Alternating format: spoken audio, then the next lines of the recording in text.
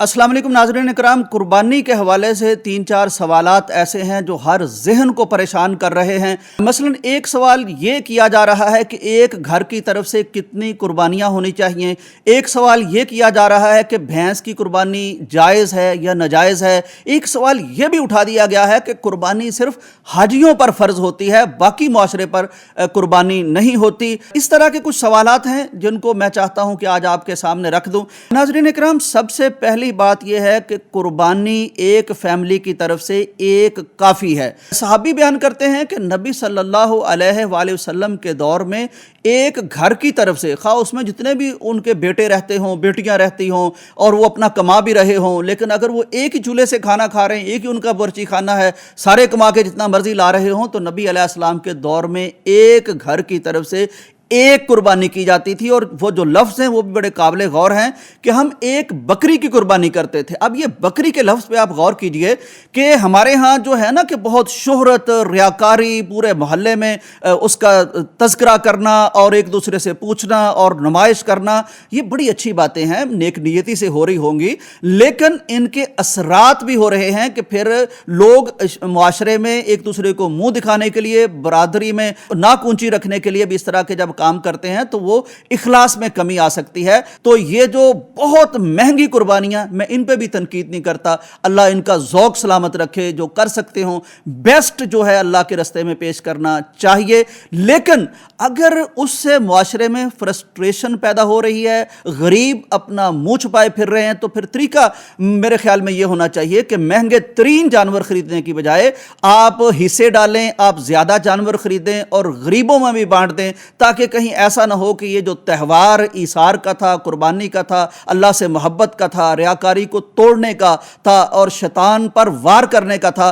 कहीं ऐसा ना हो जाए कि मुआशरे में वो अदम मसावात और महरूमी के एहसास को बढ़ाने वाला बन जाए। अब जनाब ये सवाल उठाया गया कि कुर्बानी तो सिर्फ हाजियों पर फ़र्ज़ होती है। ये बिल्कुल गलत बात है, क्योंकि अरबी में अगर देखा जाए तो कुर्बानी के लिए दो लफ्ज़ इस्तेमाल होते हैं। जो हज के मौका पर जाती है उसके लिए अहादीस में और कुरान में लफ्ज़ आया है हदी, यानी हदी वो कुर्बानी है जो हज के लिए है, और अल उज़हिया ये वो कुर्बानी है जो आम कुर्बानी होती है। नबी अलैहिस्सलाम के बारे में सब जानते हैं कि आपने सिर्फ एक हज किया है। जब हज किया है तो आपने 100 कुर्बानियाँ दी हैं, उनमें से 63 आपने खुद अपने दस्ते मुबारक से, ऊँट थे उनको नहर किया है, और बाकी आपने हज़रत अली रज़ी अल्लाह ताला अन्हु की ड्यूटी लगा दी थी। फिर हर कुर्बानी में से एक एक बोटी आपने ली, उसकी हंडिया पकी, वो आपने खाई, ये ताल्लुक़ कुर्बानी से था। लेकिन जितने साल नबी अलैहिस्सलाम यानी मदीने में मौजूद रहे, हज नहीं करते रहे, तब भी कुर्बानी आपने की है। और उस कुर्बानी के बारे में यानी हमें बड़ी वजाहत के साथ हदीस में मिलता है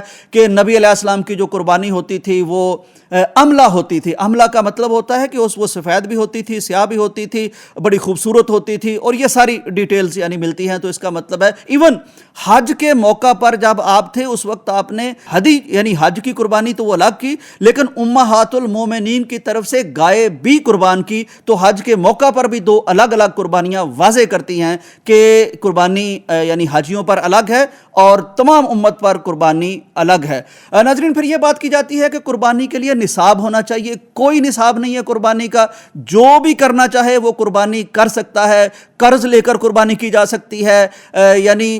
की जा सकती है, आप कर सकते हैं जिस तरह के भी हालात हों। ये नहीं कि ज़कात जिस तरह निसाब वाले पर फ़र्ज़ होती है, ऐसा कोई मामला नहीं है। हाँ, कुर्बानी यानी बड़ी ताकीदी सुन्नत है, लेकिन फ़र्ज़ नहीं है, इसलिए कि हज़रत अबू बकर सिद्दीक़ रज़ी अल्लाह ताला अन्हु, हज़रत उमर फ़ारूक रज़ी अल्लाह ताला अन्हु, और एक और सहाबी के बारे में भी आता है कि वो बाज़ दफ़ा गुंजाइश होने के बावजूद कुर्बानी नहीं करते थे। किस लिए? ताकि लोग इसको फ़र्ज़ ना समझें, इसको ये ना समझे कि ये एक बिल्कुल ज़रूरी और लाजिम है। हाँ, नबी अलैहिस्सलाम का फरमान ये ज़रूर है कि जो गुंजाइश के बावजूद कुर्बानी नहीं करता वो हमारी ईदगाह के करीब ना आए, ये ताकीदी हुक्म है। लेकिन इस हुक्म की वजह से اس کو فرض اور واجب قرار دینا یہ نامناسب بات ہے۔ لہٰذا اگر کسی کے پاس گنجائش نہیں ہے یا وہ چاہتا ہے کہ لوگ کوئی بڑی حیثیت کا مالک ہے، عالم ہے، وہ چاہتا ہے کہ لوگوں کو یہ سمجھانے کے لیے کہ یہ اتنی زیادہ اس کو فرضیت حاصل نہیں ہے، وہ نہیں بھی کرتا،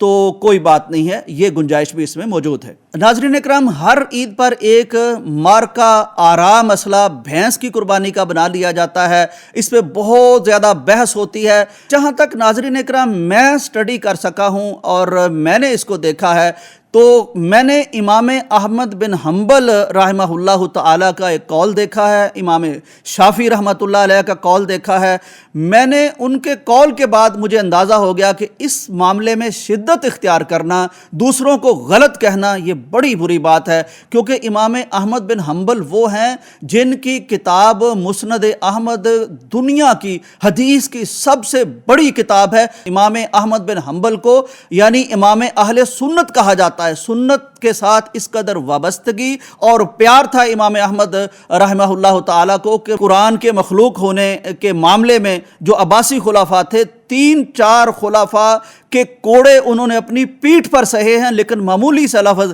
کہہ کے نہیں دیا، اتنا سنت سے پیار تھا۔ وہ فرماتے ہیں کہ کسی نے پوچھا جی کہ بھینس میں کیا اگر قربانی کے حصے کیے جائیں تو 7 حصے ہوں گے؟ انہوں نے فرمایا کہ اس معاملے میں کسی اختلاف کو نہیں جانتا، یعنی یہ ایک مصدقہ بات ہے، متفقہ بات ہے۔ چنانچہ باقی باتیں بھی کی جاتی ہیں کہ یہ گائے کی ایک قسم ہے، یہ ساری باتیں اپنی جگہ ٹھیک ہیں، لیکن میں یہاں راہ اعتدال یہ دیکھتا ہوں کہ جو شخص چاہتا ہے کہ میں احتیاط کرنا چاہتا ہوں وہ گائے قربان کرے، بھینس بالکل قربان نہ کرے۔ جو شخص چاہتا ہے کہ نہیں جی مجھے تو شرع صدر ہے، اگر امام احمد بن حنبل کر سکتے ہیں، اگر امام شافعی اس بارے میں کہہ سکتے ہیں اور کئی جید علماء کی رائے یہ ہے تو میں اس کو بھی کرنا چاہتا ہوں، تو حلال جانور ہے، قرآن میں حلال جانوروں کے ضمن میں ذیل میں اس کا تذکرہ موجود ہے، تو وہ کر سکتا ہے۔ میری درخواست یہ ہوگی کہ جو اس کو اتنے بڑے دلائل کے باوجود کرتا ہے، یعنی امام احمد بن حنبل، امام شافعی، کئی جید علماء کرام، تو یار اس کو آپ تنقید کا نشانہ نہ بنائیں، طنز کا نشانہ نہ بنائیں۔ آپ تقویٰ اگر دکھانا ہے تو اپنے معاملے میں دکھا لیں، کسی اور کو دیکھیں، جب دلیل موجود ہوتی ہے نا کسی کے پاس تو وہ ایک حساب سے بہتر ہوتا ہے، وسعت پیدا ہو جاتی ہے، اس کو رحمت بھی سمجھ لیا جا سکتا ہے کہ چلیں دلیل ہے، اس کے پاس بھی ایک وسعت پیدا ہو گئی ہے، چنانچہ اس کو ماننا چاہیے۔ میں نے شیخ عبد الرحمن السدیس امام کعبہ کی زبانی ان کے خطبات میں یہ بات سنی ہے۔ قرآن مجید میں ایک آیت ہے کہ اگر کوئی کھا پی لے اور پھر توبہ کر لے اور پھر کھا پی لے، تو اس آیت سے امام صاحب فرماتے ہیں کہ بعض صحابہ شراب کو سمجھتے تھے کہ یہ حرام نہیں ہے، حالانکہ حرام ہے، سارے صحابہ کا یہ موقف ہے، لیکن چند صحابہ اس آیت کی وجہ سے سمجھتے تھے کہ چونکہ اس میں تذکرہ ہے کہ وہ یعنی پی لے پھر توبہ کر لے، یہ ان کا شاذ قول تھا، یعنی امت نے اس کو نہیں مانا، لیکن اس کے باوجود وہ یہ سمجھتے تھے تو کسی نے ان پر نکیر نہیں کی، ان کے ساتھ یہ نہیں کہا کہ یہ تم کیا کہہ رہے ہو، اختلاف علمی ہوتا ہے۔ چنانچہ اگر کوئی یہ کرتا ہے تو اس کو کرنے دیجئے، اس پر آپ فتویٰ نہ لگائیے، اس کو آپ کوئی ایسی بات نہ کہیے کہ جناب تم خلاف سنت کر رہے ہو، خلاف فلاں کر رہے ہو، آپ اپنی حد تک رکھیں جب فتویٰ علماء کا موجود ہو۔ ناظرین، یہ چند باتیں ہیں، انہیں ضرور ذہن نشین رکھیے، یہ بڑے قیمتی دن ہیں، یہ لڑنے جھگڑنے کے، بحث کرنے کے اور اس طرح کی بات کرنے کے جو دین نہیں ہے۔ دیکھیے دین میں نہ افراط ہے نہ تفریط ہے، یہ دین عدل ہے، یہ دین انصاف ہے، یہ دین توازن ہے، یہ دین اعتدال ہے، تو اس میں اعتدال کے ساتھ، توسط کے ساتھ، نہ ادھر سختی زیادہ نہ ادھر شدت زیادہ، نہ غلو زیادہ نہ جفا زیادہ، تو جو بات ہے ویسے ہی کرنی چاہیے تاکہ ہم یعنی اصل چیز جو ہے وہ یہ کہ اللہ کے ساتھ قرب بڑھانے کی کوشش کریں، اخلاق سے پیش آئیں، معاشرے میں ہماری وجہ سے شدت آنے کی بجائے کوئی خوشگوار کیفیت آنی چاہیے۔ اجازت دیجیے، اللہ حافظ۔